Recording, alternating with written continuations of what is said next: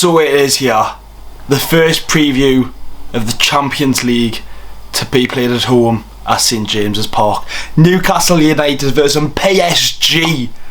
Oh my word.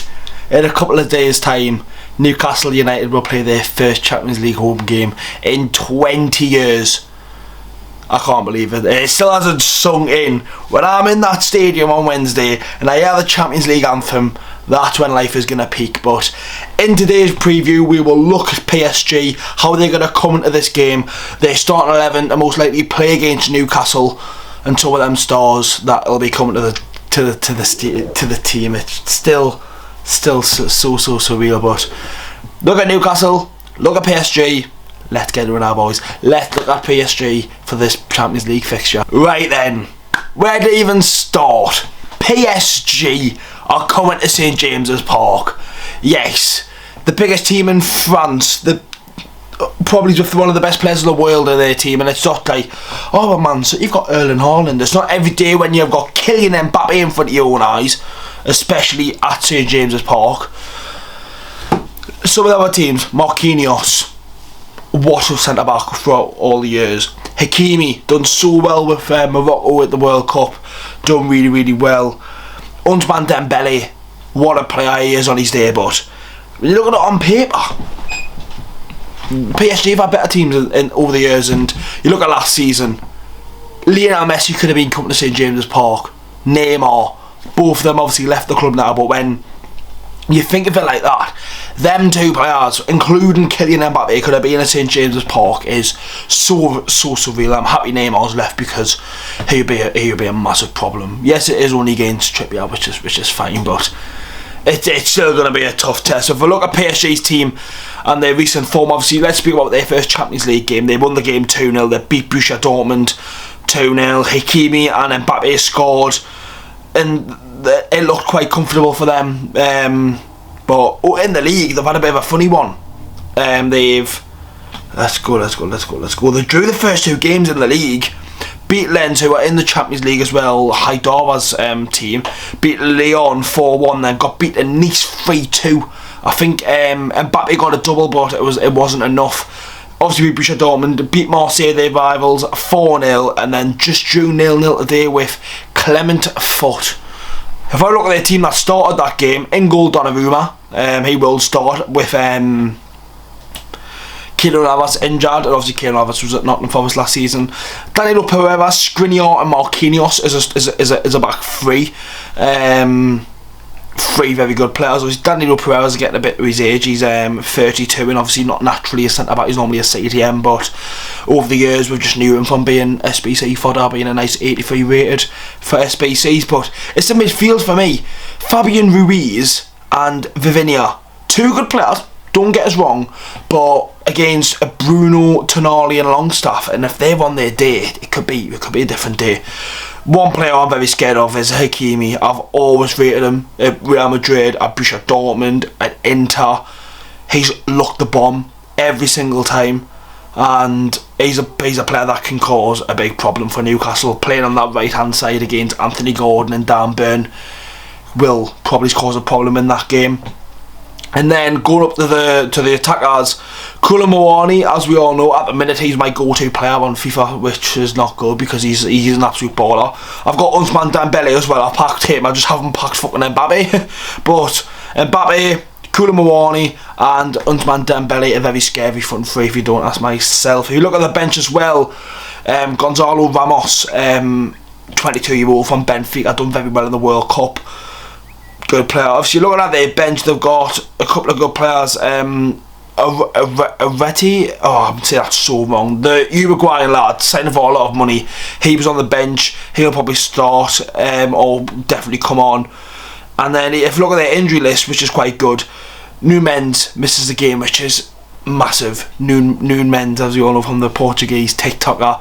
Asensio looks injured as well. He is out until early October, so he probably will not make it back.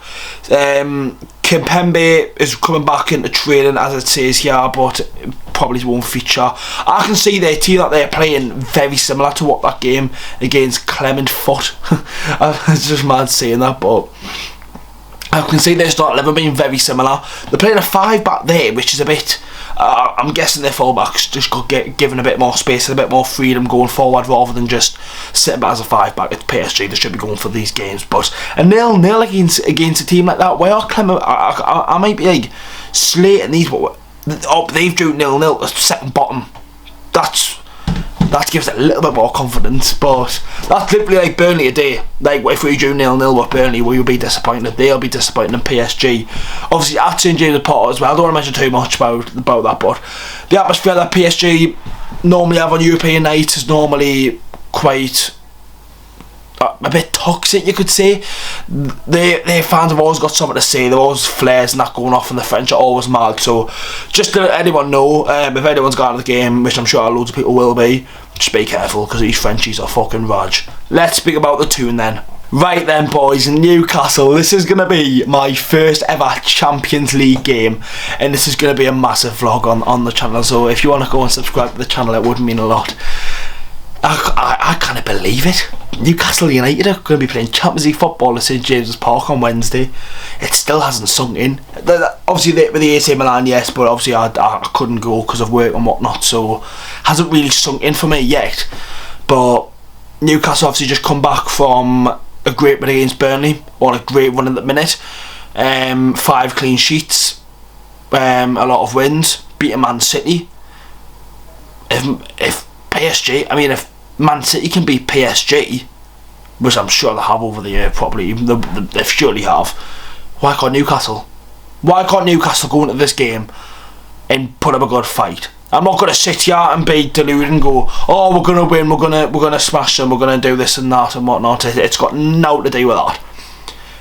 It's 11v11. That's what you've got to think of. We've beat Man City, European champions, treble winners. Why can't we go out there and give it a good test? War Flags are putting out a massive display for the first Champions League home game in 20 odd years. So make sure to be there to witness it. If you have got a ticket, just get there early, and it will be nice to see. I don't know if it's a full stadium thing. I don't know if it's the Gallagate and the Lees or the Melbourne stand. I really don't know. I really don't know. You'll have to wait and see. But it's still a tough one to call. As I've mentioned, it's not going to be an easy game. Obviously, the injuries for Newcastle are massive as well.